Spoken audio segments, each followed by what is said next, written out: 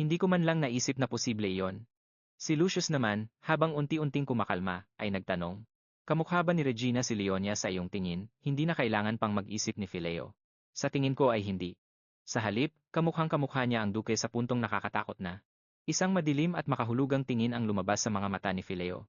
Ang pagkumpirma sa kanyang lahi ay madali lang. Malinaw na malinaw ang alaala. Noong araw na matagpuan niya ito sa hamak na bahay ampunan na iyon, nakita niyang nagniningning na parang ginto ang itim na mata ng bata. Noong oras na iyon, akala ko ay mana lang na hindi makontrol ang lumalabas, pero hindi pala. Malinaw na ebidensya iyon na isa siyang boryoti. Ang sagisag ng pamilya, ang mga pangil ng halimaw, ay sumagi sa kanyang isipan isang simbolo ng kanilang hindi matatawarang kapangyarihan. Kinaumagahan, napuno ng sikat ng araw ang malawak na silid kainan, isang napakasarap na almusal ang nakahain, pero ang atensyon ni Leonia ay nasa mainit na sopas lang sa harap niya. Tuwang-tuwa siya at kitang-kita ang labis na kagalakan. Kumain si Fileo ng may tipikal na kalamigan at kawalan ng pakialam. Pero bigla, binanggit niya ang pangalan ng bata. Leonia, kailangan nating subukan yung ideya mo tungkol sa pagbibigti. Tugon niya habang puno ang bibig. Agad na pumasok sa isip niya ang mga bilanggo, akala niya ay parurusahan na ang mga ito. Maya-maya pa ay lumapit ang isang katulong at isinuot ang isang napakagandang pulang kapa sa kanyang maliliit na balikat. Oh, salamat po. Sigaw ni Leonia. Nagliwanag ang kanyang mukha. Tumalon siya pababa sa kanyang upuan at hinangaan ang sarili sa salamin. Mukha akong si Superman. Napatigil naman si Fileo sa pagsubo. Sino? Yung lalaking nagsusuot ng panty sa ibabaw ng damit niya? Diretsahang paliwanag ng bata, namimilipit sa pandidiri ang mukha ni Fileo. May mga bastos ba talagang ganoon? Hindi siya bastos, protesta ng bata. Nakasuot lang talaga siya ng panty sa ibabaw ng damit niya. Trip lang niya yon. Yun mismo ang definisyon ng isang bastos, matabang na sabi ni Fileo. Isang malinaw na alaala ang biglang bumalik sa kanya. Tinawag siya ni Leonia na weirdo noon. Pero si Leonia ay parang nasa sariling mundo na, kinikilig habang nagkukuwento tungkol sa malapad na balikat ni Superman. Hinahangaan niya ang matitigas na muscle nito sa dibdib. Bigla siyang natigilan nang mapansing papaalis na ng silid si Fileo. Superman. Sigaw niya habang nagmamadaling humabol sa mahahabang hakbang nito. Pagkatapos, magkatabi silang naupo sa harap ng naglalagablab na apoy sa gitna ng komportableng katahimikan. Isang katulong ang nag-abot ng libro kay Leonia, at agad niya itong binuksan. Sinilip ni Fileo ang pamagat at biglang tumaas ang kanyang mga kilay. Walang kabuluhan ang buhay. Paano naman ang mga fairy tale? Tanong niya, na may halong pag-aalala sa boses. Masyadong pambata ang mga yon. Sagot ng bata nang hindi man lang tumitingala. Napabuntong hinala siya. Saan mo nahanap ang librong iyan? Sa library niyo po, sabi niya. Sabi niyo po pwede kong basahin kahit anong gusto ko, mukhang interesante kasi ang pamagat, at base sa karanasan ko, sabi niya habang nagiging seryoso ang boses. Wala talagang kabuluhan ang buhay. Nakaramdam ng awa si Fileo para sa kanya. Siguro iyan nga ang naging realisasyon mo, malumanay niyang sabi.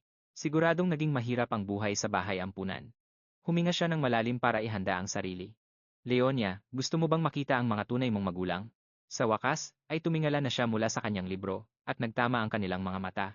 Mister, hindi ko po alam kung sino sila. Walang bahid ng lungkot sa kanyang boses, isa lang itong simpleng katotohanan, wala akong matandaan bago ang panahon ko sa bahay ampunan. At kayo na ang magulang ko ngayon. Napayuko siya. Wala akong nararamdaman para sa mga taong hindi ko naman matandaan. Malungkot lang na isa silang sikretong bahagi ng pagkatao ko na hinding-hindi ko na makikilala pa, na natili sa hangin ang kanyang tahimik na pag-amin. Kailangan ko pa bang tandaan? Bulong niya habang mukhang napakaliit at napaka-vulnerable. Sa isang iglap, naramdaman niya ang mga braso nito sa paligid niya. Niyakap siya nito ng mahigpit at maprotektahan. Ayos lang kung hindi mo matandaan. Ipinatong niya ang kanyang baba sa ulo ng bata. Ang boses niya ay isang mahinang bulong malapit sa buhok nito. Mabuti na lang at natatandaan mong ako ang magulang mo ngayon. Akala ko nakalimutan mo na dahil hindi mo naman ako tinatawag na tatay. Naglikot si Leonia at namula ang kanyang buong mukha.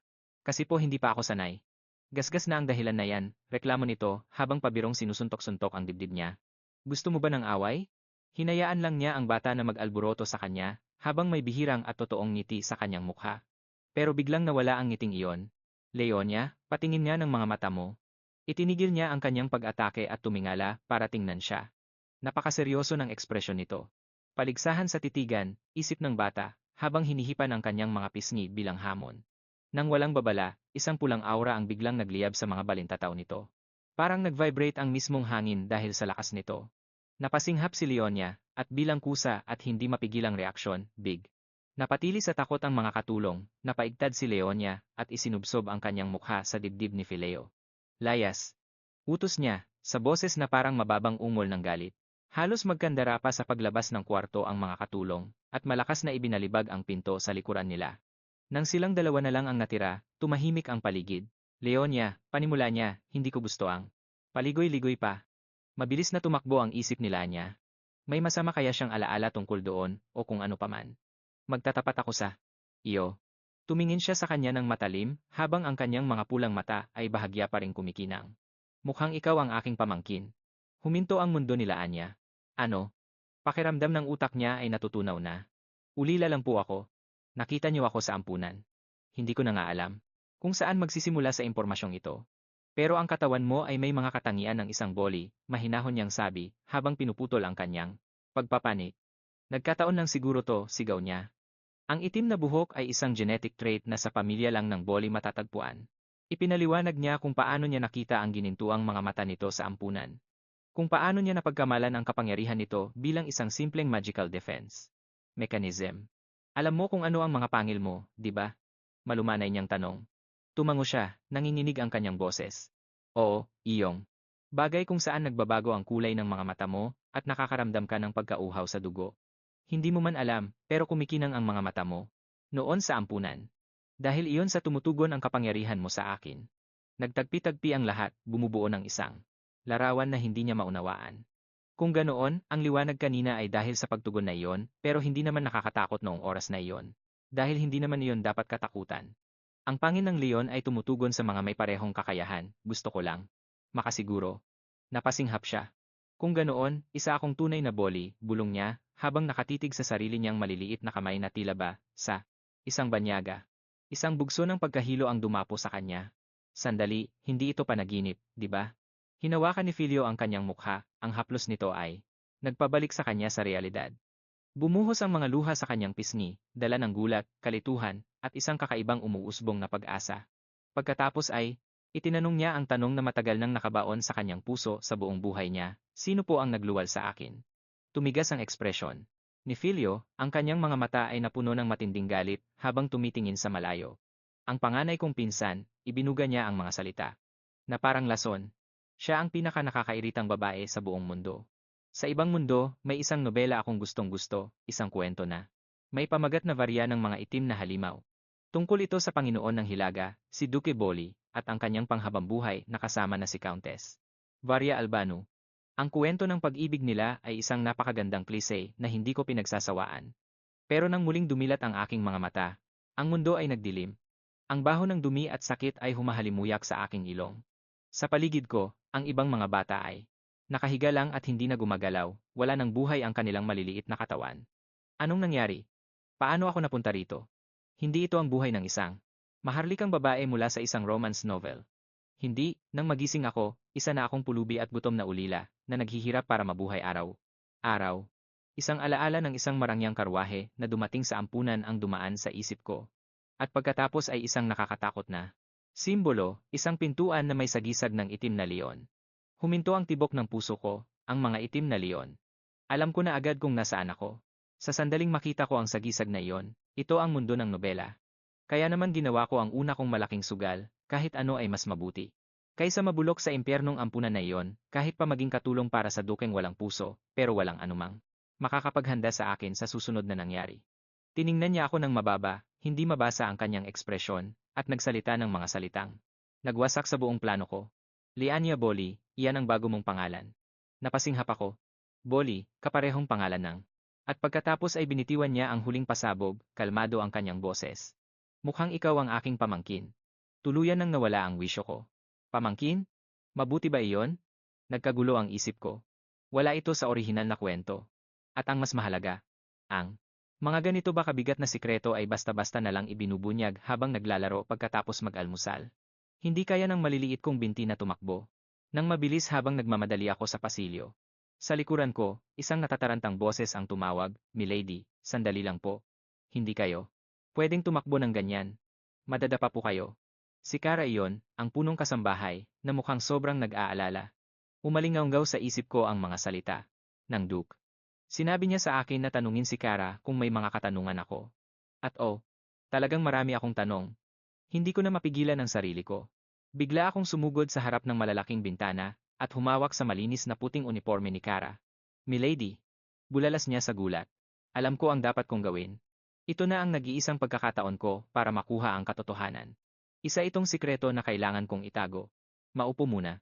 Tayo, mungkahi ni Kara, ang kanyang ekspresyon ay halo ng kalituhan at pag-aalala. Anong sikreto ang gusto mong pag-usapan? Huminga ako ng malalim habang nakahawak sa tela ng aking damit. Sinabi sa akin ng Duke, pagsisimula ko, sa maliit na boses. Tungkol sa ano po? Malumanay na tanong ni Kara. Puno ng kuryosidad ang kanyang mga mata. Tumingala ako sa kanya, nanlalaki ang aking mga mata sa bigat ng lahat ng ito. Ang taong nagluwal sa akin. Ang magalang na ngiti ni Kara ay tila nagyelo sa kanyang mukha. Nanlaki ang kanyang mga mata sa gulat. Ha? Bulalas niya, tuluyan nang nawala ang kanyang pagiging kalmado. Sinabi niya sa akin, pagpapatuloy ko, na ang nanay ko ay pinsan niya. Paano niya nalaman iyon? Ang mga pangil ng halimaw, paliwanag ko, habang itinuturo ang sarili kong bibig. Sinabi niya na meron ako niyon. Napaawang ang mga labi ni Kara, pero walang salitang lumabas. Sinabi niya na meron din yon ang nanay ko, pagtatapos ko ng mahina. Sa mahabang sandali, nakatitig lang si Kara, halatang mabilis. Na tumatakbo ang kanyang isip. Pagkatapos ay lumambot ang kanyang ekspresyon, at napuno ang kanyang mga mata ng isang kakaibang emosyon. Nanlaki naman ang aking mga mata. Sa gulat, Lola, umiiyak po ba kayo? Tanong ko. Habang nakatagilid ang ulo sa kalituhan, isang patak ng luha ang kumawala at mabilis niya itong pinunasan. Pinunasan niya ito gamit ang likod ng kanyang kamay. Pasensya na po, bulong niya, na gumaralgal ang boses sa emosyon. Ang matandang ito. Huminga siya ng malalim para pakalmahin ang sarili. Kung ganoon, pumanaw na nga talaga si Lady Regina, kumirot ang puso ko. Regina, kaya pala iyon ang pangalan niya. Inayos ni Kara ang kanyang sarili at nagpakita ng malambot na ngiti. Maayos lang ako. Salamat sa pag-aalala sa akin. Pinagmasdan ko siya sandali, bago na naig ang kuryosidad ko. Tinapik ng maliit kong daliri ang ceramik na tasa sa mesa. Galit ba ang Duke sa nanay ko? Nanatili ang tanong sa hangin, mabigat at tila madaling mabasag. Agad ang naging sagot ni Kara, matalim ang boses sa pagtanggi. Hindi ganoon iyon, buntong hininga niya, habang tila lumalayo ang kanyang tingin. Si Lady Regina kasi, siya yung tipo ng tao na kulang sa sentido komon. Walang sentido komon? Ano ba ang ibig sabihin yon? Hindi ko napigilang bigyan siya ng mapagdududang tingin. Bahagya siyang natawa. Alam ko namang hindi dapat nanggagaling ang ganitong salita sa isang katulad ko. Pero iyan din ang iniisip ng Duke tungkol sa kanya. Siyempre, napakabait niya at napakaganda, isang romantikong tao na laging nagsusulong ng kapayapaan kahit saan siya pumunta, mahal din siya ng lahat. Pero hindi niya alam kung kailan dapat sumali o kailan dapat umalis sa mga sitwasyon. May nabuong imahe sa isip ko. Gustong-gusto ni Lady Regina ang Duke, patuloy ni Kara, habang may magandang alaala sa kanyang mga labi. Hindi ko alam kung dahil wala silang ibang kapatid, pero lagi siyang nakabuntot sa kanya para lang mapalapit. Kaya sinundan niya ito ng may malinis na intensyon. Nakuha ko na. Isa siyang sakit sa ulo. Base sa karanasan ko sa kabilang mundo, alam kong wala nang mas nakakairita pa sa isang taong masyadong mapangarapin pero walang alam sa realidad. Ang dahilan kung bakit hindi man lang nabanggit si Regina sa nobela ay malamang dahil hindi siya binigyan ni Filio ng kahit anong atensyon noon pa man. Isa lang siyang nakakairitang pinsan na wala siyang pakialam. Bigla akong nakaramdam ng awa para sa nanay na ito na hindi ko man lang nakilala. Anong nangyari sa kanya? Tanong ko, habang hawak ang mainit kong mug.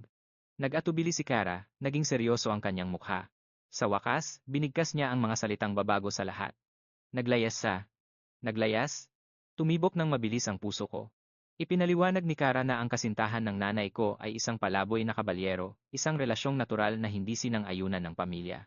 Kaya nagpa siya ang ginang naiwan ng lahat, at tumakas kasama ang taong mahal niya. Nakaramdam ako ng kaba sa sikmura ko. Hindi na sana ako nagtanong. Siyempre, kasinungalingan lang iyon. Isang misteryosong palaboy na kabalyero, iyan ang basurang dahilan na iniimbento ng mga tao. Hindi man lang iyan magandang side plot para sa isang nobela. Aking lady, tawag ni Kara, na nagpabalik sa akin sa realidad.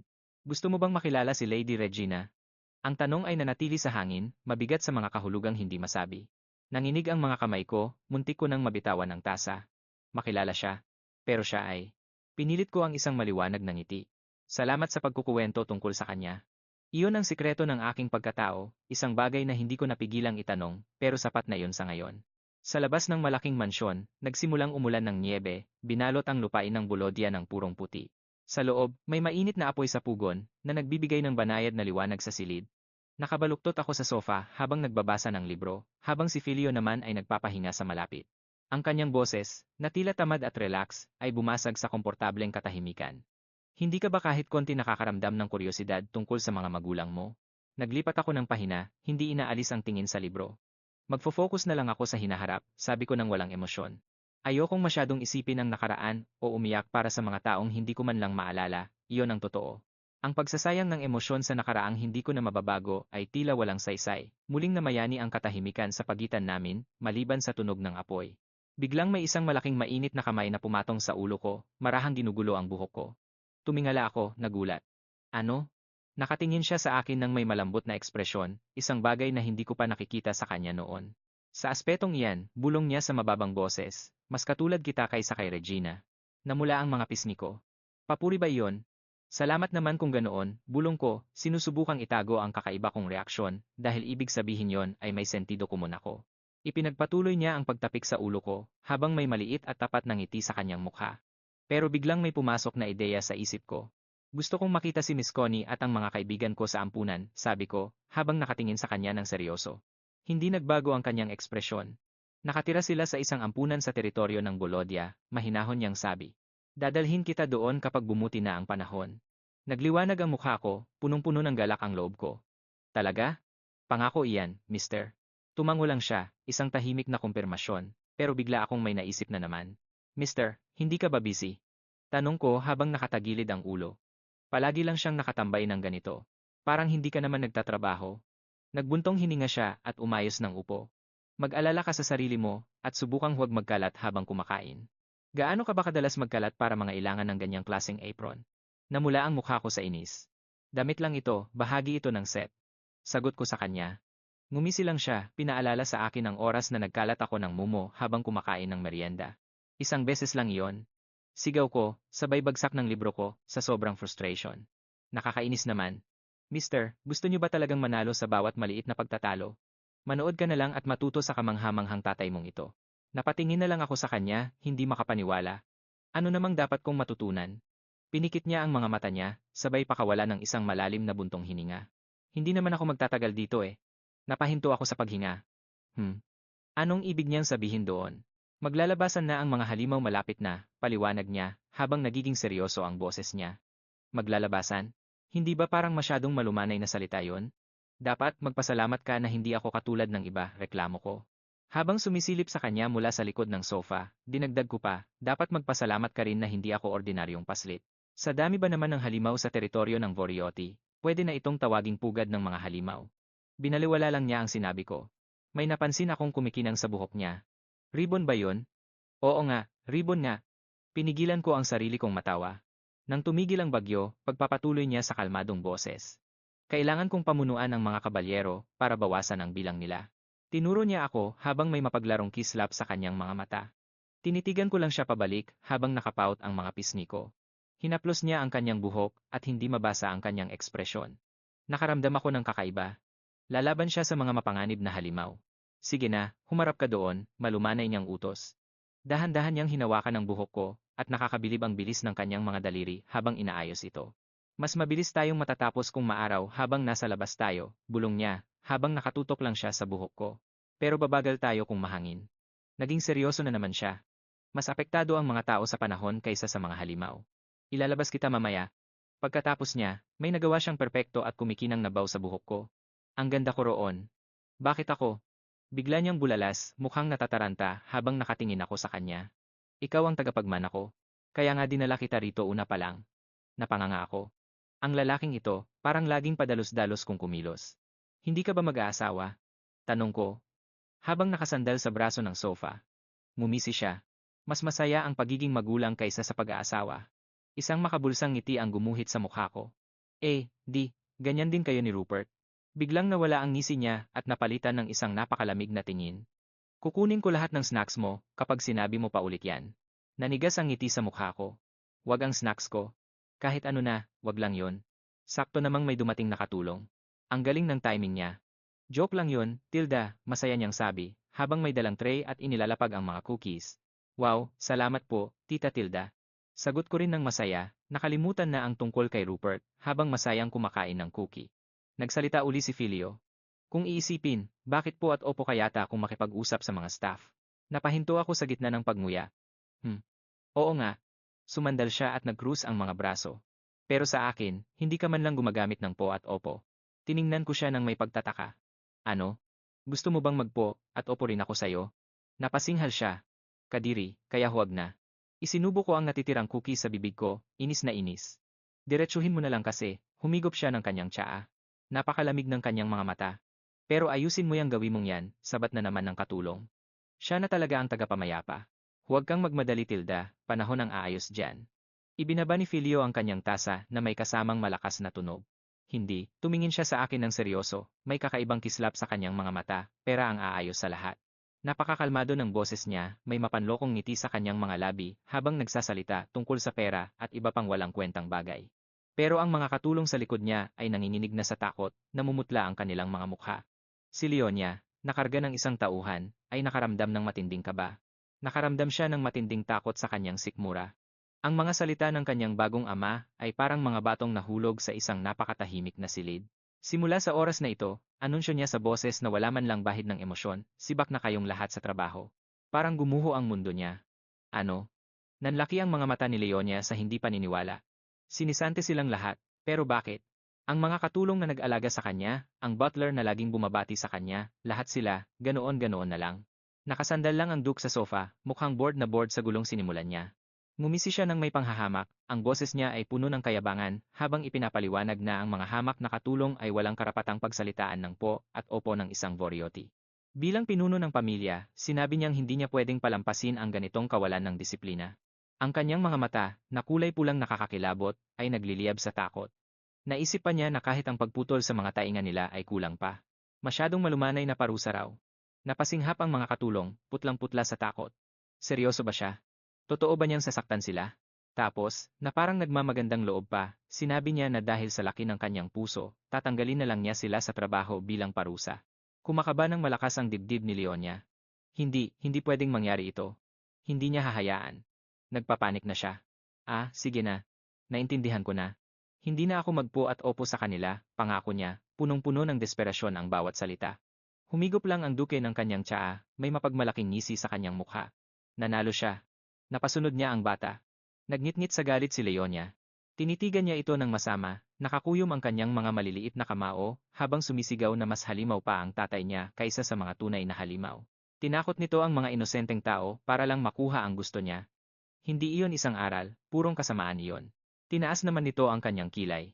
Tinaasan niya ito ng kilay, habang ang titig niya ay tila tumatagos sa bata. Ano bang ibig nitong sabihin? Isang bata lang naman siya. Ano ba ang maiintindihan ng isang tulad niya tungkol sa kapangyarihan? Tiningnan niya ang bata mula sa itaas, at hindi mabasa ang kanyang ekspresyon habang nagsasalita. Makinig ka, sabi niya sa isang mahinang bulong. Walang anumang bagay na hindi kayang resolbahin ng pera.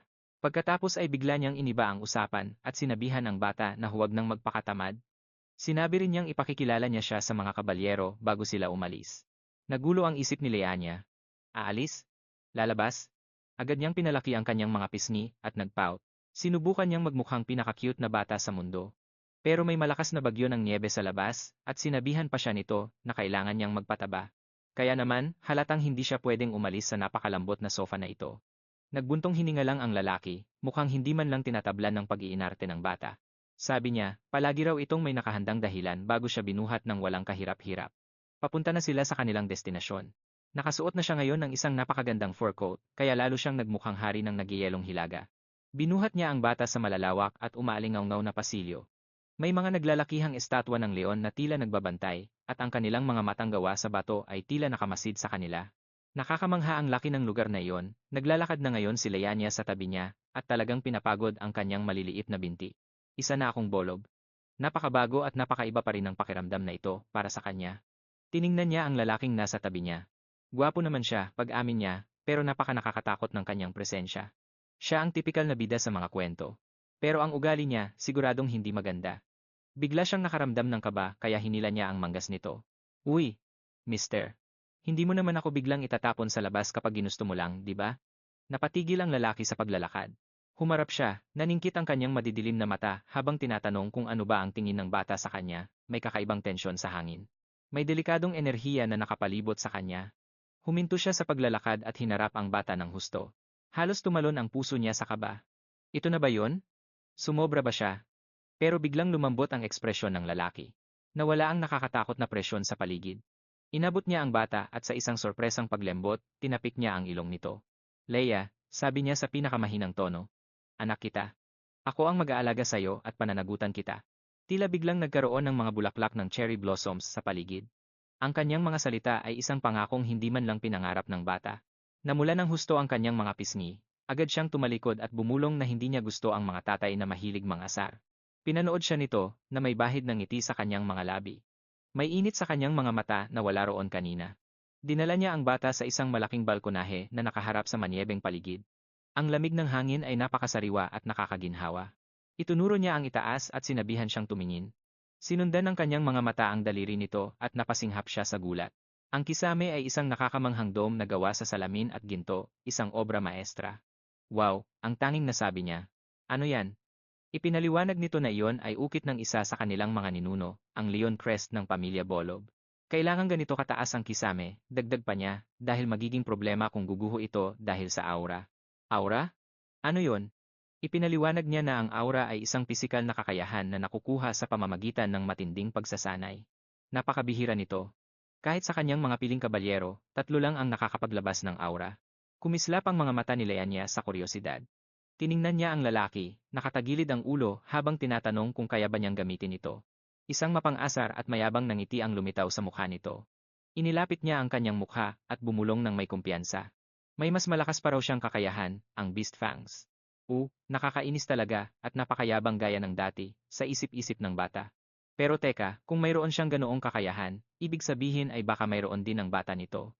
Isang makulit na ideya ang pumasok sa kanyang isip. Kapag nalaman na niya kung paano gamitin ang kanyang mga pangil, kakagatin niya ito ng mauna. Hindi na siya nakapag-isip at nasabi niya ito ng malakas. Kakagatin ko ang dibdib mo bago mo pa magawa yon, mister. Napatigil ang lalaki, at ang kanyang mayabang na mukha ay biglang naglaho. Bakit sa dibdib? Tiningnan niya ang bata na parang may tumubong pangalawang ulo rito. Doon lang napagtanto ng bata ang kanyang sinabi. Namula ng husto ang kanyang mukha. Hindi ganoon yon. Huwag mo akong ituring na bastos. Sobrang natataranta na siya. Nasabi na lang niya ang unang bagay na pumasok sa isip niya. Makinig ka, mister. Gusto ko ang mga malalaking muscle. Napapikit na lang ang lalaki, hindi alam ang isasagot. Muscle? At pagkatapos ay isinigaw ito ng bata ng buong puso. Gusto ko ng malalaking muscle. Umalingaw-ngaw ang boses niya sa malawak na training hall sa ibaba nila. Sa ibaba, nag-iensayo ang mga kabalyero, at naririnig ang tunog ng mga espada. Biglang may boses na umalingaw-ngaw mula sa itaas. Isang blonde na kabalyero ang napatigil sa pag-atake, lumingon sa itaas dahil sa pagkalito. Ha? Umalingaw-ngaw ang malakas na pahayag na iyon. Ang sigaw na gusto ko ng muscle ay tumama sa matataas na kisame, at isang nakakabining katahimikan ang bumalot sa buong training ground. Bawat kabalyero ay huminto sa kanilang ginagawa, at tumingin sa paligid ng may matinding pagtataka. Naguguluhan ang lahat. Napakunot ang noo ni Mono, ang blondeng kabalyero, habang malalim ang iniisip. Namamalikmata lang ba ako? Ang kanyang mga kasamahan ay, ganoon din ang nararamdaman. Tama ba ang narinig niya? May nagkakagusto sa naglalakihang mga kalamnan. Doon sa balkonahe, nakatingin si Fileo sa ibaba ng bulwagan, at wala siyang kaalam-alam sa nangyayari. May ibinubulong siya sa kanyang sarili, nagtataka kung saan nanggaling ang tunog na iyon. May bastos ba na nakapasok sa loob ng training center? Tamang-tama naman na nakita ni Mono ang Duke sa gilid ng balkonahe, na may kasamang isang maliit na bata. Agad siyang napaayos ng tayo, itinaas ang kamao sa tapat ng puso bilang pagsaludo, mahal na Duke. Tawag niya. Tumango naman ng bahagya si Fileo. Pero hindi sa kanyang tatay nakatingin si Leonia. Nanlalaki ang kanyang mga mata, nagniningning sa labis na paghanga habang nakatitig siya, tila. Nahihibang sa kahanga-hangang pangangatawan ni Mono. Diyos ko po. Sinundan ni Fileo ang tinitingnan niya, at agad na sumama ang kanyang mukha. Yumuko siya at malamig na sinabi. May asawa na yan. Gumuho ang mundo ni Leonia. Ha? May asawa na? Ang perpektong lalaki, may nagmamay-ari na. Pinanood ni Fileo ang madamdaming reaksyon nito, nang walang kaemosyon-emosyon. Ano bang ibig sabihin niya? Doon? Tanong niya.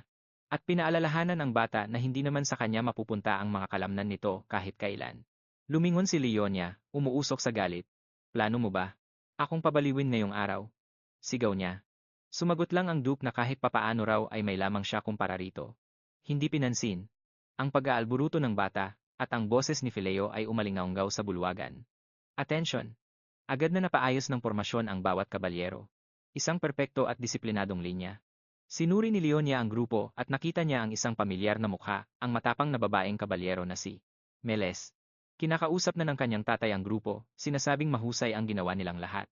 Ipinaliwanag niya na dinala niya si Leonia para magkakilala silang lahat bago ang darating na monster hunt.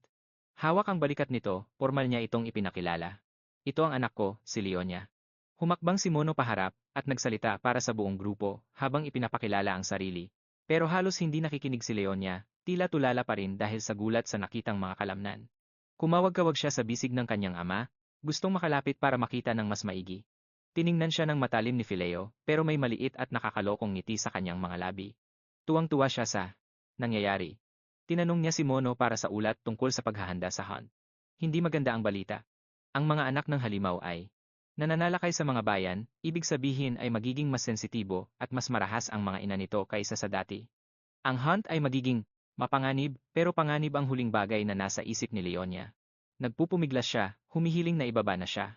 Napabuntong hininga si Fileo, at inilapag siya sa lupa, pero binalaan siyang manatili sa tabi niya para hindi niya maistorbo ang mga ito. Padabog na itinapak ni Leonia ang kanyang paa. Sa inis. Tingin mo ba sa akin ay kung anong klaseng manyak? Tumawa lang ang Duke, nagmaktol siya, at sinabing gusto lang naman niyang makipaglaro. At pagkatapos ay kumaripas na siya ng takbo papunta sa kumpol ng mga kabalyero. Agad siyang nakahanap ng prospect at kumapit. Sa binti nito, na ikinagulat naman at ikinamula ng batang kabalyero. Pinapanood sila ni Fileo mula sa malayo, na may bihirang malambot na ekspresyon sa kanyang mukha. Napansin ni Mono kung gaano na siya kalusog tingnan, at tila sanay na siya sa lugar na ito. Ang tingin ni Fileo ay nanatili sa tumatawang bata. Well, sabi niya, ang boses ay mahina pero seryoso, ito naman talaga ang tahanan niya simula't sapul. Tama. Ansya. Mas masigla na ang pakiramdam ngayon. Ang buong kapaligiran ng seryosong training hall ay nagbago. Ang mga kabalyero, na dati ay napakasungit, ay nakangiti na ngayon, tila nabuhayan dahil sa presensya niya. Isang matandang kabalyero ang tumawa, at nagtanong kung ayos na ba ang family register. Mabilis at matalim ang sagot ni Fileo. Nakarehistro na siya. Nagkatinginan ng mga kabalyero, na may bagong antas ng respeto sa kanilang mga mata. Seryoso siya sa batang ito. Kumbinsido na sila. Nagkumpulan ang mga kabalyero sa paligid niya, at tuwang-tuwa sa kanya. Pinupuri nila kung gaano siya kaganda, at abot langit naman ang ngiti niya habang tinatanggap ang mga papuri. Ang isa sa kanila ay lumapit, na may malapad na ngiti sa mukha. Anyway, may sinabi kang matindi kanina. Gusto mo ba talaga ang mga kalamnan ng ganoon katindi? Ang sagot niya ay isang madiin at mula sa pusong sigaw. Opo, gustong-gusto ko po sila. Iyon lang ang pampalakas ng loob na kailangan nila. Agad-agad, ilang kabalyero ang nagsimulang mag-flex, ipinapakita ang kanilang pinaghirapang katawan. Ang mga kalamnan ay kailangan para sa kagandahan, deklara ng isa. Ang pagsisikap ay hindi kakailanman tatalikuran, sabi naman ng isa pa. Habang ang ilan, sa mga kabalyero ay nakatingin ng may pandidiri, si Leonia naman ay nasa langit, at may maliit na tulo ng laway sa gilid ng kanyang bibig. Napansin ito ng isa sa mga kabalyero, at tumawa habang itinuturo, aking binibini. Tumutulo po ang laway niyo. Sa loob ng sagradong bulwagan ng mansyon ng Vorioti, ang mga bulong-bulungan ay kumakalat na parang mga daga sa dingding. Sa mga kabalyero, dalawang tsismis tungkol sa bagong batang amo ang kumalat. Una, na siya ay isang batang ulila na kinuha mula sa dumi at kahirapan. Ang ikalawa, isang mas iskandalosong kwento, na siya ay anak sa labas ng Duke mismo. Ang kanyang kamahalan, si Fileo Vorioti, ay nakatayo sa tabi ng bintana, at ang mga bulungan ng kanyang mga tauhan ay tila isang malayong ingay lamang. Naalala niya ang araw nang dumating siya, isang marupok at sakiting bata, napakaliit, napakaputla, ang paghinga ay mababaw at tila mawawala na.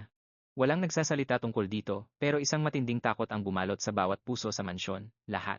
Sila ay nag-aalala na baka hindi siya makaligtas. Pero ngayon, ang kanyang mga mata ay napadako sa training grounds kung saan ang bata ay kasalukuyang nakaupo, at isang buntong hininga ang kumawala sa kanyang mga labi. Ang sakiting bata ay wala na. Ito na ang pumalit sa kanya. Ang kanyang mga mata, na nanlalaki, at kumikinang ang kanyang mga mata, at parang may mga puso talaga sa loob nito, habang nakatitig siya sa pagsasanay ng mga knight. May tumulo pang kaunting laway sa gilid ng labi niya. Ano ba ang kinahuhumalingan niya? Mga muscle. Masaya siya, totoong masaya na malusog at punong-puno ng buhay ang bata. Pero inosente nga ba ito? Isang bahagi ng kaniyang isipan, ang malamig at lohikal na Duke, ang nagtataka kung may iba pa bang 7 taong gulang sa buong kontinente na katulad niya. Sino ba naman ang ganito katindi ma-excite sa matitigas na bicep? Halos manginig na siya sa sobrang tuwa. Pinagdaop niya ang kaniyang maliliit na kamay sa wagas na katuwaan. Isa sa mga knight, ang maskuladong lalaki na nagngangalang Gable, ang lumapit sa kaniya. Habang nakangiti ng may pagtataka, itinuro niya si Leonia, at itinanong kung ganoon din ba ang ibang mga anak ng Duke. Lumingon ang ibang mga knight, ang kanilang mga mukha ay halo-halong pagkalito at pagkaaliw. Anong ibig niyang sabihin sa ganoon? Walang emosyon ang boses ni Paul, habang nagpapaliwanag, masyado siyang mahilig sa mga muscle. Napakurap ang mga lalaki. Matapos itong maproseso, isang bugso ng pag-unawa at tawanan ang bumalot sa kanila. Mukhang sadyang kakaiba lang talaga ang mga bata. Sumingit ang isang knight habang tumatawa, na normal lang daw sa mga bata ang magkaroon ng mga kakaibang hilig na hindi maintindihan ng mga matatanda. Naalala niya ang sariling anak na baliw sa mga balat ng cookie. Dagdag pa ng isa, ang anak naman daw niyang babae ay nagpuno ng isang baul ng kayamanan. Gamit ang mga batong nakuha nito sa hardin, pati si Gable ay umamin na ang anak niyang lalaki ay may nakakatakot na koleksyon ng mga patay na insekto. Sa unang pagkakataon, nakinig si Paul sa mga personal na kwento ng kaniyang mga tauhan. Hindi bilang kanilang commander, kundi bilang isang kapwa-ama. At isang kakaiba at bagong pakiramdam ang namukadkad sa kaniyang dibdib. Empatiya. Naging ganap na ama na kayo, mahal na Duke, sabi ng isa sa kanila. Mayroon ba kayong mga inaalala sa pagpapalaki ng anak? Natahimik si Paul, at tila malalim ang iniisip. Mayroon nga ba siyang inaalala? Oo. Mayroon siyang isang napaka-espesipikong problema. Nagpakawala siya ng isang mahinang buntong hininga, at mababa ang boses nang sa wakas ay sumagot. Masyadong matalino ang anak ko. Natulala ang mga knight, at napako ang mga ngiti sa kanilang mga mukha. Isang sabay-sabay na ha. Ang namayani sa hangin. Nagpatuloy si Paul, habang mababakas sa kanyang mga mata ang halo-halong pag-aalala at matinding garbo. Itinanong niya sa kanila kung mayroon ba sa kanilang mga anak ang gumagamit ng mga salitang gaya ng manipulahin sa edad na 7. Nag-iwan siya ng mahigit 50 libro sa kwarto nito, karamihan ay mga fairy tale, at tinapos niya itong basahin lahat sa loob lang ng wala pang isang buwan. Posible ba ang ganoon? Hindi gaya ng ibang bata na nanginginig sa takot sa harap niya, may lakas ng loob si Leonia. Palagi siyang naghahanap ng away, sinisipa ang kaniyang mga lulod, at sa susunod na sandali, ipagbe-bake siya nito ng mga cookie. Bumibilog na ang mga pisngi nito dahil sa pagtaba, at lalo siyang gumaganda araw-araw. Isang bagong takot ang namuo sa kaniya. Paano niya kaya kakayanin ang kawan ng mga noble na tiyak na susubok na manligaw sa kaniya? Seryosong seryoso siya, pero ang kaniyang mga knight ay nakatitig lang, nakanganga ang mga bibig sa sobrang gulat. Biglang isang matinis na tili ang bumasag sa katahimikan. Wu, gawin mo ulit, si Leonia pala iyon na tumatalon-talon sa kaniyang upuan. Nakiusap siya sa isa sa mga knight, tinatanong kung pwede ba itong kumanta para sa kaniya, habang sinusubukan niyang sabayan ang tono. Ang knight, isang batang lalaki na may matingkad na lilang buhok, ay ngumiti at tumikhim. Mahal ko ang mga muscle, kanta niya. Nakakagulat na napakaganda ng boses niya, lahat ay lumapit. Bicep, tricep, dibdib, at abs, lahat sila ay napakaganda. Kumikinang ang mga mata ni Leonia, ang buong atensyon niya ay nakatutok sa palabas. Nagpatuloy ang kanta mula sa ibabang bahagi ng katawan hanggang sa mga hita. Biglang nag-pose ang mga knight ng sabay-sabay, at nagpakitang gilas ng kanilang mga muscle. Isang muscle wave. Namula ng husto ang mukha ni Leonia. Isang tunog sa pagitan ng singhap at tili ang lumabas sa kanyang lalamunan, habang hawak ang kanyang mga pisngi, dahil sa sobrang paghanga sa nasaksihan. Natigilan ang duke. Ang kaniyang mukha na kadalasang walang emosyon, ay bakas ngayon ng matinding pagkagulat. Ano ba itong nakikita niya? Tinapik ng isa sa mga knight ang kaniyang braso nang may pag-unawa. Mahal na duke, hindi kailanman naging ganyan ka-excite ang mga anak ko. Sinubukan namang mga tuwiran ng isa pa. Ang mga henyo naman po talaga ay palaging may kakaibang saltik sa kanila. Sinusubukan nilang tumulong, pero walang makapagpapaliwanag sa kakaibang eksenang nangyayari sa harap niya. Kinalaunan ng gabing iyon, nagsimulang pumatak ang niebe, binalot ang malawak na lupain ng Borrelia ng napakaputing yelo. Tahimik at payapa ang mundo sa labas. Nagising si Leonia sa tanawing ito, at idiniit ang kanyang mukha sa malamig na salamin. Wow!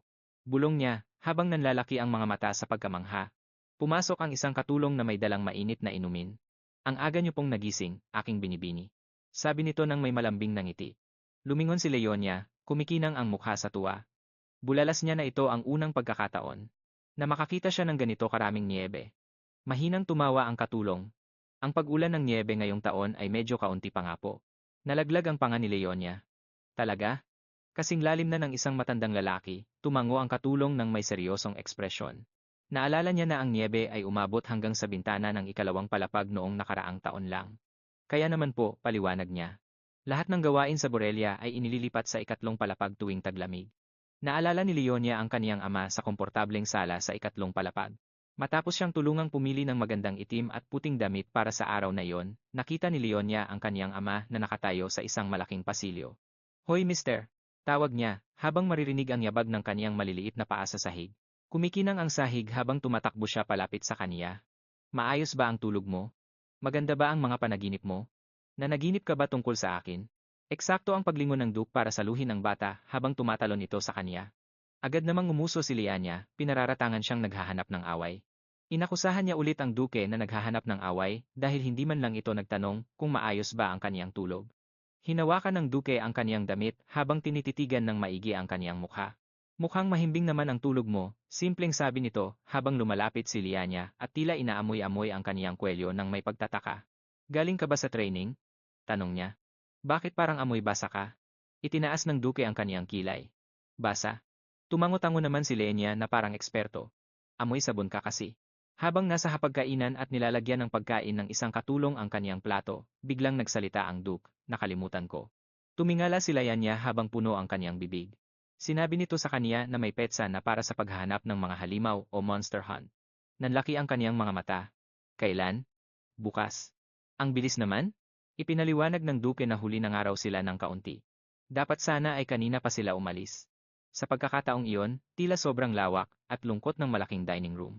Habang tinatapos nilang dalawa ang pagkain, dagdag pa ng Duke, isa pa palang bagay. Aalis na ako pagkatapos kong batiin ang mga magiging tutor mo. Nabitiwan ni Lianya ang kaniyang kutsara. Namutla ang kaniyang mukha at nanlaki ang mga mata sa takot. Mga tutor. Ang salitang iyon ay parang hatol ng kamatayan na umuulit sa kaniyang isipan. Kinabukasan, isang marangyang karwahe ang dumaan sa makapal na niebe. Pagkaparada sa harap ng main entrance, 2 tao ang bumaba. Pinanood sila ni Lianya mula sa pintuan habang kinakabahan ang kaniyang puso. Ang una ay isang napakagandang babae na may blonde na buhok, nakasuot ng mamahaling asul na gown at puting balahibo ng hayop. Ipinakilala niya ang kaniyang sarili bilang si Countess Sarintedros, ang bago niyang guro sa etiketa. Ang ganda naman niya, naisip nila Anya kahit medyo labag sa loob niya. Ang pangalawa naman ay isang matandang lalaki na may mahabang puting balbas at may mabait pero tila pagod na ngiti. Ikinagagalak kitang makilala. Ako si Ardia at ako ang magtuturo ng kasaysayan. Mukha siyang mabagal kumilos, ang agad na naging husga ni Leanya. Nagising ang kaniyang diwa sa matalim na boses ng kaniyang ama. Leanya! Agad siyang umayos ng tayo, inayos ang kaniyang damit, at nag-curtsy ng perpekto. Ikinagagalak ko po kayong makilala. Bibisita ng isang beses sa isang linggo, habang si Ardia naman ay mananatili muna sa mansyon, matapos makaalis ang karwahe ng kondesa, si Leonia. Ay humarap sa kanyang ama na may mapag-isip na ekspresyon. Mister, mayroon po ba akong dapat natandaan o pag-ingatan? Tiningnan niya ang bata ng malalim, hindi mabasa ang kanyang ekspresyon. Bakit kailangan mong mag-ingat? Tanong niya sa malalim at baritong boses. Sila dapat ang mag-ingat sa kilos nila sa harap mo. Hindi dapat mangyari rito sa Hilaga, na ang mismong binibini ng Boryoti ang kailangang magparaya sa kanila. Ang mga salita niya ay patunay ng kanyang ganap na kapangyarihan kahit ano pang pagkakamali ang gawin mo, isang mapaglarong kislap ang gumuhit sa kanyang mga mata. Kahit pumatay pa ako? Huminto siya sandali, masyadong malala naman ang halimbawang yan. Huwag kang mag-alala. Gawin mo lang ang ginawa mo sa mga bisitang galing sa ampunan. Napangiti siya ng malapad, isang ngiti ng tagumpay na mababaka sa kanyang buong mukha. Sabi na nga ba, dapat talaga pinapanganak ang mga tao na may taglay na kapangyarihan. Pagkatapos, idiningal niya ang kanyang dibdib at sinabi sa kanya na dapat itong magpasalamat. Dapat daw itong magpasalamat dahil sa lawak ng kanyang pasensya. Iniba niya ang usapan at nagtanong tungkol sa mga bago niyang tutor. Nagsimula ang ama kay Arja at ipinaliwanag na isa itong napakahusay na lalaki na dating propesor sa tanyag na Imperial Academy. Napakahusay ng institusyong iyon kaya binansagan itong ikatlong kapangyarihan ng imperyo. Nanliit ang mga mata ni Lianya dahil sa hinala. Bakit pang nagdaan o past tense ang gamit niya? Bakit ang isang taong kasing galing niyon ay nandito sa Hilaga? Umiwas ng tingin ang kanyang ama. Isang mabigat at tahimik na sandali ang namagitan sa kanilang dalawa. Nang makitang wala siyang makukuhang sagot, nagpatuloy siya. Paano naman si Countess Tedros? Bahagyang ngumiti ang ama. Lumuhod ito para mapantayan siya, at bumulong na parang may ibubunyag na sikreto. Isa siyang babae na dati akong hinahabol-habol. Parang nag-short circuit ang utak ni Lianya. Mister, tili niya, na umalingaw sa buong bulwagan. Bakit ka kumuha ng ganyang klaseng babae? Napaupo siya sa sahig sa tindi ng pagkadismaya, na tila ba nandidiri sa nalaman. Anong klaseng gulo ito? Isang tutor, at ang dati nitong tagahanga. Tiyak na kapahamakan ang kalalabasan nito. Kalmado niyang ipinaliwanag na wala ng iba sa Hilaga ang mas gagaling pa sa etiket o kagandahang asal ng mga maharlika, at sikat din ang babaeng iyon sa mga mararangyang lipunan. Sinasabi ko ito dahil hindi ako tanga o mangmang, sabi niya, na may halong inis sa kanyang tono. Habang pilit itong iniintindi nila niya, nagtanong siya tungkol sa tinatawag na Capital Society. Nagdilim ang mukha ng ama. Isa itong maduming lugar, sabi nito sa kanya. Sa panlabas, mukha lang itong pagtitipon ng mga mararangyang ginang, pero sa totoo lang, isa itong madilim na larangan ng digmaan na puno ng kasakiman at tuso na pagpaplano. Kung ang akademya ang ikatlong kapangyarihan, ang Capital Society naman ang ikalawa. Pagkatapos ay lumambot ang kanyang tinig, na may pambihirang lungkot. Darating ang araw na mapapasama ka rin doon. Hindi mo iyon maiiwasan hanggat isa kang Boryoti. Umiwas siya ng tingin habang naninigas ang kanyang panga. Sa totoo lang, ayaw kitang papuntahin doon. Tumayo siya, na parang isang tahimik na tagapagtanggol na nakatayo sa harap ng bata. Suminghot sila Anya at pilit na tumayo, sabay hinga ng malalim. Inilahad niya ang kanyang maliit na kamay. Heto, tila naguluhan ng ama habang inaabot ang maliit na candy na hawak ng bata. Hindi yan. Bulyaw niya sabay bawi sa kamay. Muli niyang inilahad ang kanyang bakanteng kamay, malinaw ang kanyang gustong mangyari. Hawakan mo ang kamay ko. Bakas ang gulat iyan gulat sa madidilim na mata ng ama, na tila nagpalambot sa kanyang malamig na pagkatao. Sandali lang. Ayaw mo ba? Tanong niya sa maliit na tinig. Hindi naman sa ganoon, mahinang sagot ng lalaki. Binalot ng malaki at magaspang niyang kamay ang kamay ng bata. Habang naglalakad sila sa maaraw na garden, naisip niya kung gaano kabagal ang maliliit nitong binti. May hinala pa rin siya sa matandang babae, pero sa ngayon, sapat na muna ito. Tumingala si Leonia. Seryoso ang mukha ng bata. Mag-aaral ako ng mabuti, deklara niya. Kaya dapat, umuwi ka agad. Tiningnan ng lalaki ang magkahawak nilang kamay. Habang wala ako, wag mo akong masyadong mamimiss. Nagpaut ang bata at hinipan ang kanyang mga pisngi. Hindi ako iiyak. Isang tunay at mainit na ngiti ang sumilay sa mukha ng lalaki, isang bihirang makita. Sa tingin mo ba? Mamimiss mo ako? Biro niya. Tumingin sa malayo ang bata, namumula ang mga pisngi. Siyempre, kahit kaunti, mahinang tawa ng lalaki. Hindi ka lang talaga tapat sa sarili mo, piniga niya ang kamay nito. Ikaw rin naman, walang tigil ang pagbagsak ng nyebe sa paligid. Binalot ng puti ang buong mundo. Ito na ang araw ng pangangaso ng mga halimaw, nakasuot ng balahibo ng hayop at madilim na baluti, nakatayo si Filio Borelli. Handa na siya, at ang kanyang hininga ay nagiging hamog sa sobrang lamig ng hangin. Bigla, isang tunog ang bumasag sa katahimikan ng umaga. Isang malakas na hikab. Bahagyang pinagalitan siya ng boses ng isang katulong, tinatanong kung bakit hindi pa siya natutulog, baka raw mapunit ang bibig niya. Pero hindi siya pinansin ni Leonia. Nakatayo lang siya roon sa kanyang maliit at mabulaklak na damit, isang munting figura sa gitna ng malawak at malamig na bakuran. Nakatingala siya sa lalaking paalis na. Walang kahirap-hirap siyang binuhat nito. Ang malamig na tela ay tumatagos sa kanyang suot. O ay nananginig ang bata, kumukulubot ang mukha habang umiiyak na ang lamig-lamig daw. Tapos, lumambot ang kanyang mukha, at pabulong na nagtanong ng may pag-aalala kung aalis na ba talaga ito. Hindi mabasa ang ekspresyon sa gwapong mukha ni Filio, pero tila may kakaibang kislap. Mababa pero matatag ang kanyang boses, nang sabihan niya ang bata na bumalik na, at matulog pa. Hindi niya raw dapat pinipilit ang sariling gumising ng maaga. Pero umiling si Leonia, habang tumatalbog ang kanyang mga pigtails. Hindi, iginiit niyang ibaba siya nito. Kasabay ng isang mahinang buntong hininga, siya ay. Sumunod siya. At dahan-dahang ibinaba ang bata sa may nagniniebeng lupa, at doon. Nakita ng mga mata niya ang isang basket ng mga cookies. Lumambot ang kanyang tingin, isang bihirang pagkakataon para sa isang lalaking kasing lamig ng yelo. Pinulot niya ang isang maliit na balot na may laso, at bakas ang gulat sa kanyang boses habang tinatanong kung kailan pa ito niluto ng bata. Sa likuran nila, nakapila ang lahat ng mga tauhan. Bakas ang pagmamalaki sa kanilang mga mukha. Lahat sila ay tumulong sa kanya, palihim na nagtrabaho buong magdamag. Nagmalaki si Leonia at itinaas ang kanyang baba. Aba, syempre naman. Anak siya ng kanyang ama, di ba? Naalala niya ang bulong ng mga katulong na nagustuhan daw ng Panginoon ang mga cookies na ibinigay niya noon. Hindi man lang daw niya binigyan kahit isa si Sir Gable at si Nolo ang lahat. Iyon lang ang kailangan niyang marinig para lalong ganahan.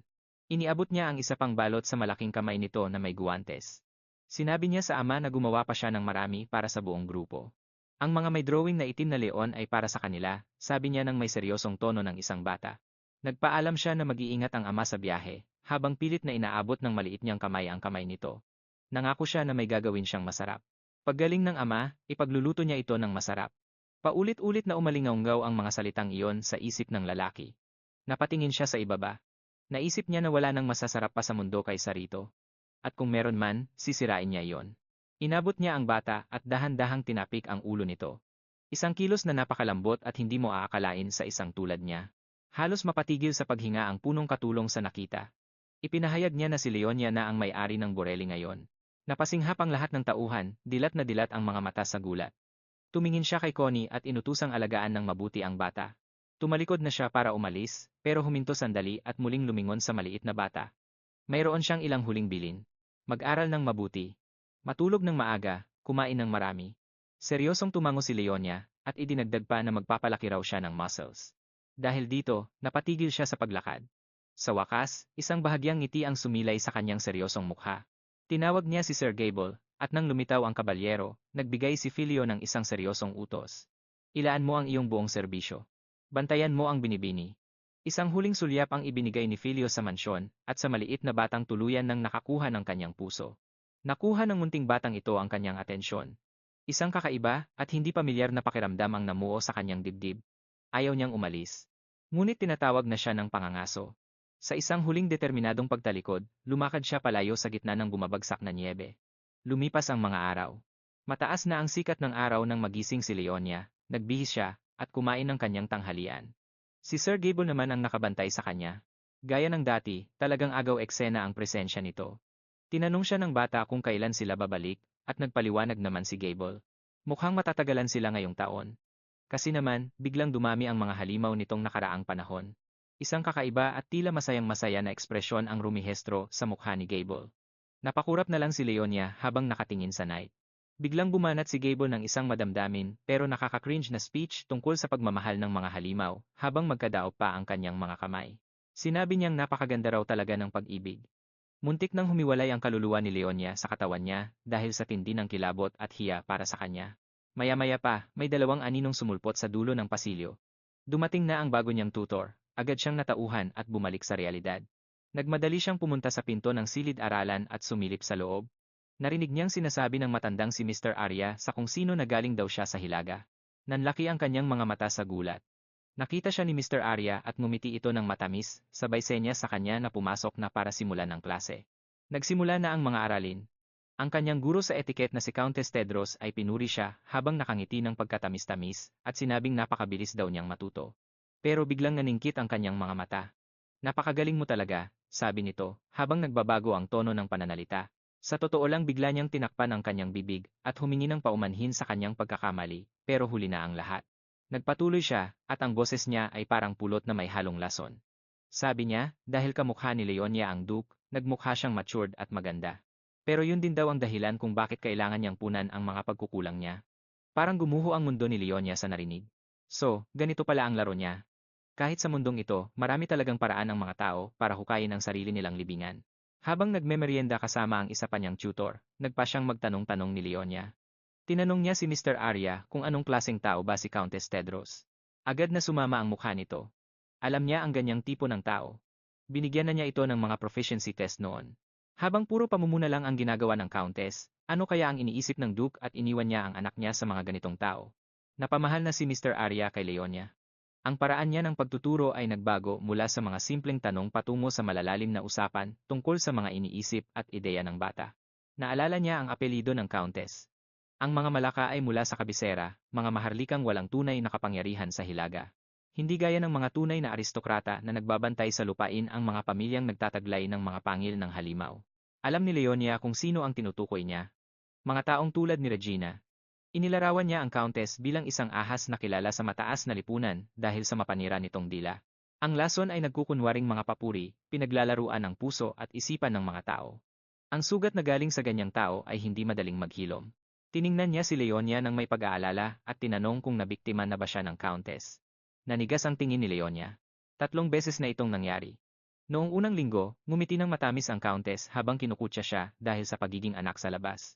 Noong ikalawang linggo naman, tiningnan siya nito mula ulo hanggang paa habang nagkukunwaring tumatalikod at nainsulto siya dahil sinabing swerte lang daw siya. At nitong huli, minaliit siya nito at nagbuntong hininga pa kung gaano kahirap talikuran ang mga lumang gawi. Binabalewala niya ang lahat ng pinaghirapan ni Leonia. Isang nakakatakot pero matamis na ngiti ang gumuhit sa mukha ng bata. Hindi ba sabi ni Mr. ay matino siyang tao? Ano bang iniisip niya? Masayang sinabi ni Leonia na hindi siya tinatablan ng mga patutsada nito. Pero syempre, kung gustong-gusto na talaga ni Lady Tedros na mamatay. Isang madilim at nakakatakot na aura ang biglang lumabas sa maliit niyang katawan. Madiin niyang itinusok ang tinidor sa isang piraso ng jelly na kunwari ay ang leeg ng Countess. Kumikinang ang kanyang mga mata na parang isang maninila. Hindi ba dapat makinig siya rito? Isusumbong na lang niya ang lahat sa Duke pagbalik nito. Tahimik na nanonood si Mr. Arya sa takot.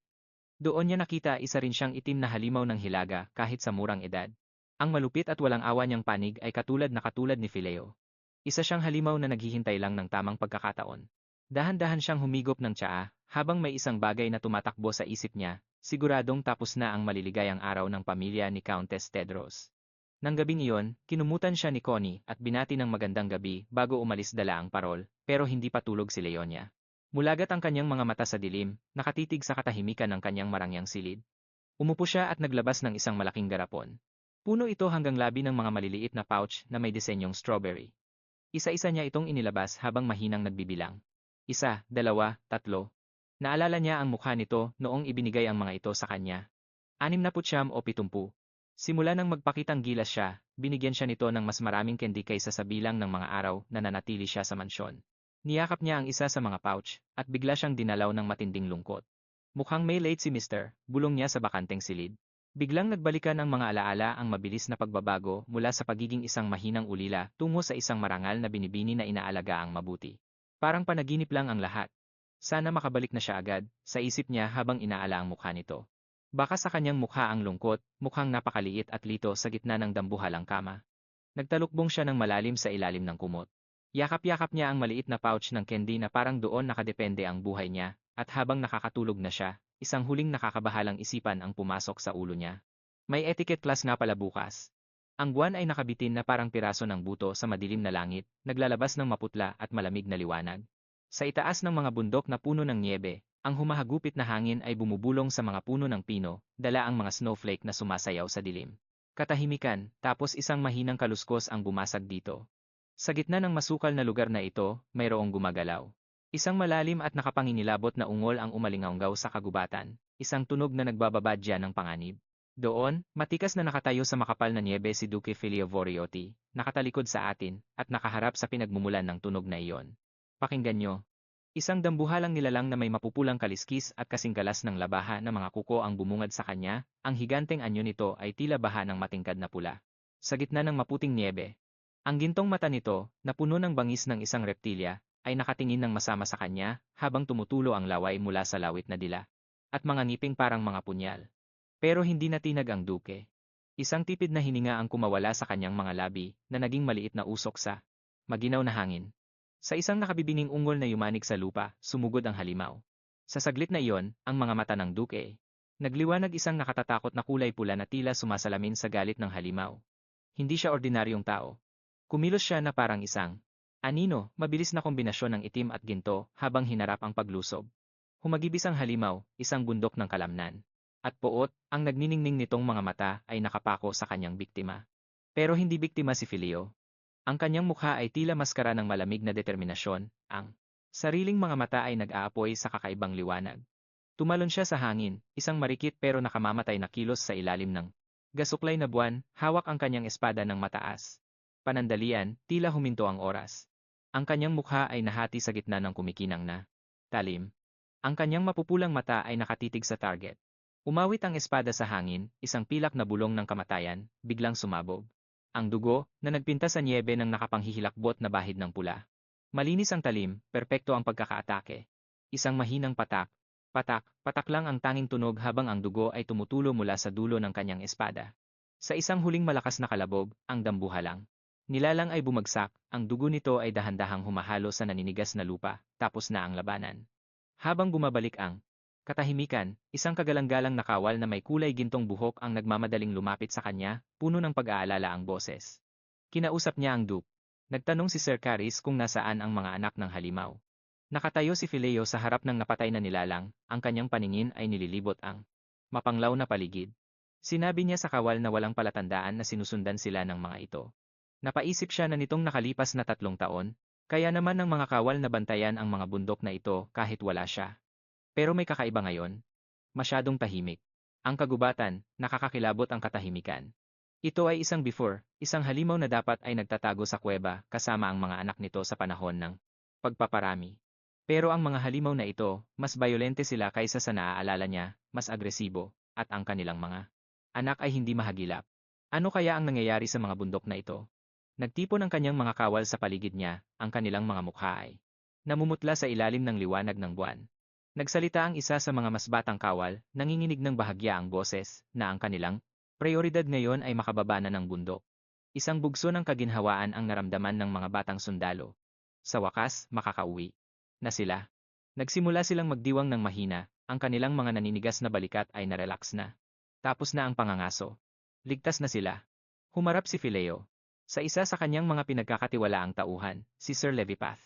Agad na tumuwid ang kawal, at nagtanong kung ano ang kailangan ng kanyang kamahalan.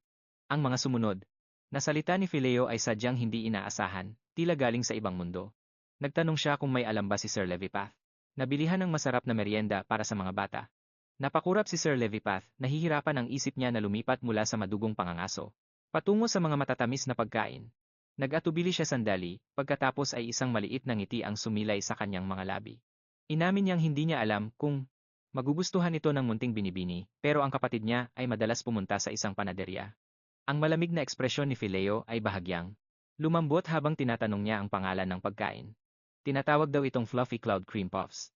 Ang pangalan pa lang ay parang pangako na ng tamis at gaan, malayong malayo sa madugong niebe sa paanan nila, samantala sa Duchy, sa loob ng isang silid na nasisikatan ng araw, ang munting si Leonia ay seryosong-seryoso sa kanyang ginagawa. May librong nakabalanse sa kanyang ulo, ipinapalakpak niya ang kanyang mga kamay habang sinasanay ang kanyang ayos ng pagtayo. Ang kanyang guro sa etiketa, ang magandang si Contessa Tedra, ay nakangiti sa kanya. Ang boses ay tila may halong pulot habang sinasabi kung gaano kahusay si Leonia. May malambing na ngiti, iminungkahi ng Kuntesa na tapusin na muna ang klase para sa araw na ito. Nag-curtsy si Leonia ng walang kamali-mali, ang maliit niyang katawan ay yumukod ng may grasya na hindi mo aakalain sa kanyang edad.